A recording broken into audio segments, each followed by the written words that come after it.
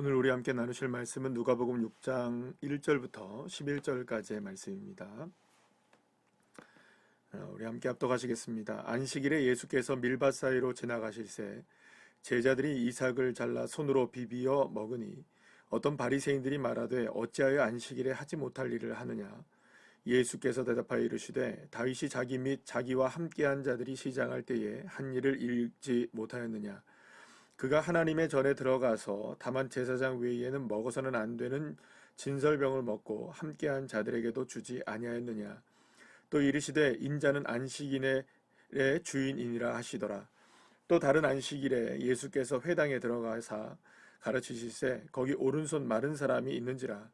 서기관과 바리새인들이 예수를 고발할 증거를 찾으러 하여 안식일에 병을 고치시는가 엿보니 예수께서 그들의 생각을 아시고 손 마른 사람에게 이르시되 일어나 한가운데로 서라 하시니 그가 일어나 서거늘 예수께서 그들에게 이르시되 내가 너희에게 묻노니 안식일에 선을 행하는 것과 악을 행하는 것 생명을 구하는 것과 죽이는 것 어느 것이 옳으냐 하시며 무리를 둘러보시고 그 사람에게 이르시되 내 손을 내밀라 하시니 그가 그리하매 그 손이 회복된지라. 그들은 노기가 가득하여 예수를 어떻게 할까 하고 서로 의논하니라. 아멘. 할렐루야.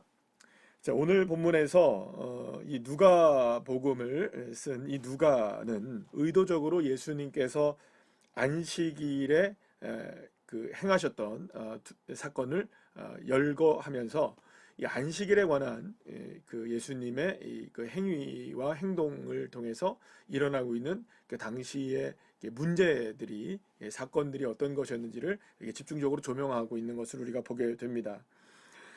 예수님의 등장은 당시 유대 사회에서 굉장히 충격적인 모습으로 등장하셨습니다.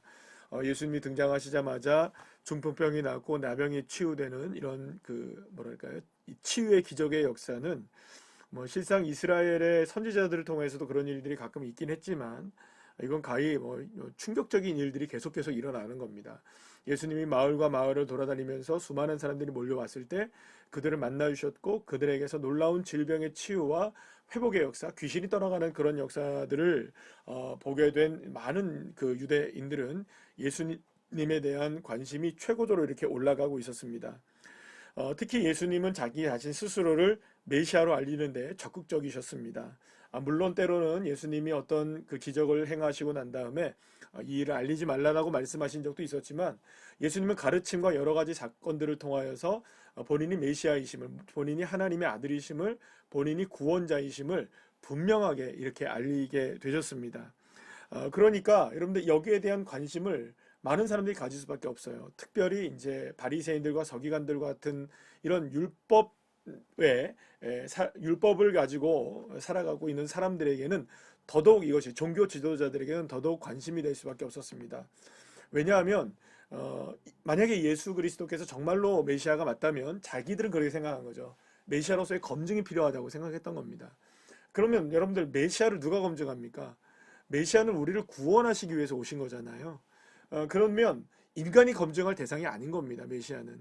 근데 많은 사람들이 지금 우리도 마찬가지로 그때나 지금이나 마찬가지로 우리가 자꾸 예수님이 맞는지 하나님이 맞는지 안 맞는지를 자꾸 점검하고 우리가 평가를 하려는 사람들이 얼마나 많은지 모릅니다. 우리는 하나님을 점검할 수 없습니다. 예수님 신이신 하나님을 예수님이시고 성령님이시고 하나님이신 우리 여호와 하나님을 사랑하는 여러분, 우리는 점검하거나 평가할 수가 없습니다. 우리는 피조물이고 우리는 죄인이고 우리는 연약한 사람들입니다. 존재 자체가 다르기 때문이죠. 그런데 많은 경우 이때에도 마찬가지입니다. 예수님 당대에도 사람들은 자꾸 예수님을 평가하려고 하고 예수님이 메시아가 맞는지 안 맞는지를 자신 스스로들이 점검하려고 하는 겁니다. 그러니 여러분들 그게 되겠습니까? 인간의 눈, 인간의 사고와 인간의 죄악된 모습으로 자꾸 인간이 아니신 하나님의 아들이신 예수님을 평가하고 거기에서 자신들이 이런 어떤 것들을 증명하려고 하니까 그게 이루어지지 않는 것이죠. 사랑하는 여러분, 예수님을 평가하려고 들지 마시고 예수님을 따르고 믿고 나아가는 귀한 자녀들 되시길 소망합니다. 어쨌든 이렇게 바리새인들과 서기관들이 자꾸 예수님을 평가하려고 하고 예수님을 점검하려고 했을 때에 이 문제는 어디서 이제 일어나게 되느냐? 안식일에 관한 문제들로 인하여서 이게 더 커지게 됩니다. 특히 이제 오늘 본문에 보게 되면 안식일은 누구만 이렇게 주인이시냐면, 안식일은 여러분들 그러니까 우리가 천지 창조를 하신 다음에 6일 동안 하나님이 창조를 하시고 7일째는 하나님이 쉬셨습니다. 그래서 모든 것들도 다 쉬게 한 거죠. 안식일은 그래서 주인이 하나님 여호와이십니다. 그러니까 이 날은 누구를 위해서 있어야 되느냐? 하나님을 위해서 있는 날입니다. 그러나 물론 여러분, 하나님을 위해서 존재하는 날이긴 하지만 이날 우리가 안식함으로 인하여서 누구 안에서 우리가 자유함을 누리는 걸까요? 그렇죠. 하나님 안에서 자유함을 누리는 날, 그날이 진정한 안식일의 개념이 되는 겁니다. 그래서 안식일은 여러 가지의 이제 율법을 통하여서 철저하게 지키도록 이렇게 하나님이 하셨습니다.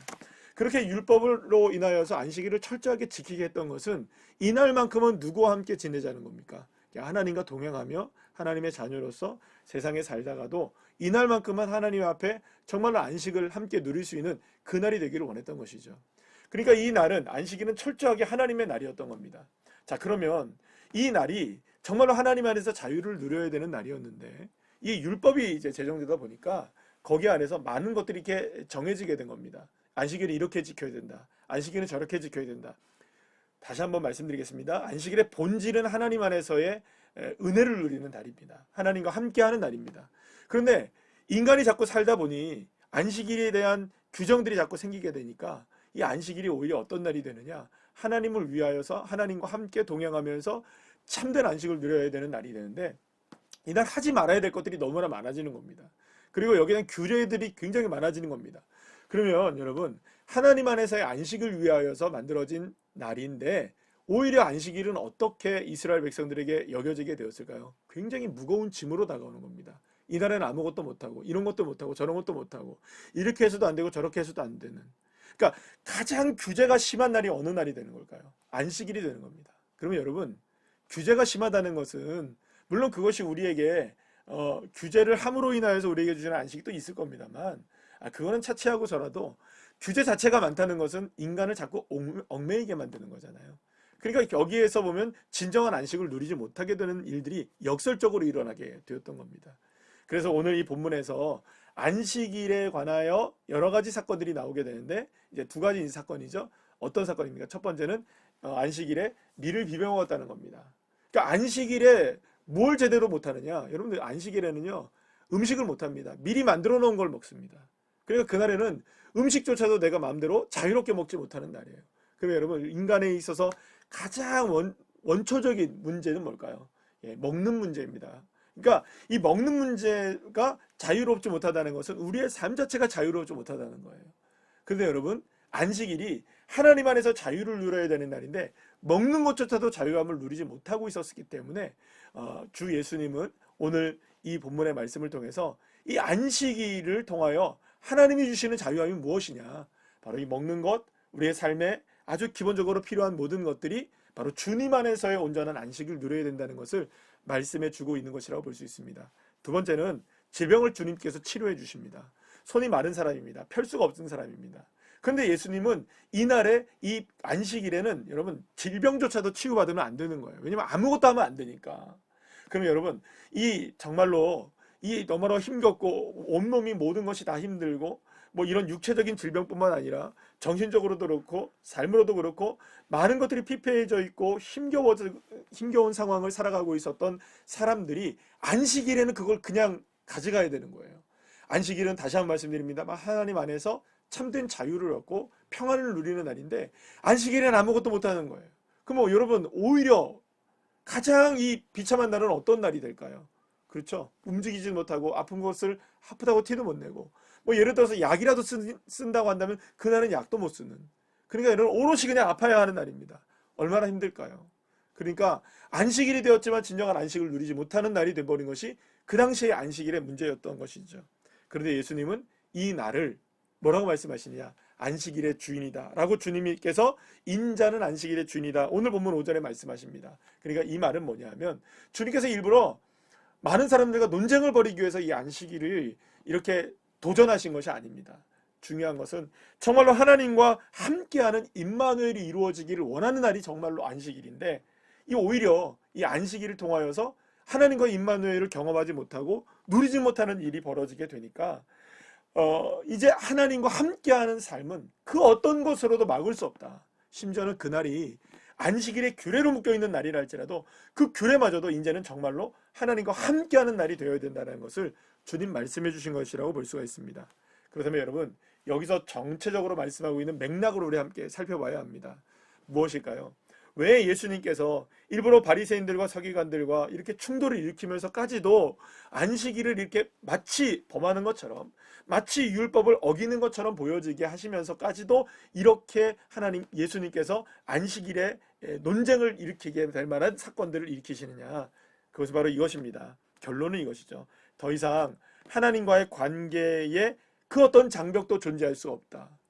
그 어떤 장벽도, 심지어는 그것이 율법이라 할지라도, 그 어떤 것이라 할지라도 하나님과의 관계를 온전하게 회복하는 데 있어서는 더 이상 걸림돌이 없다.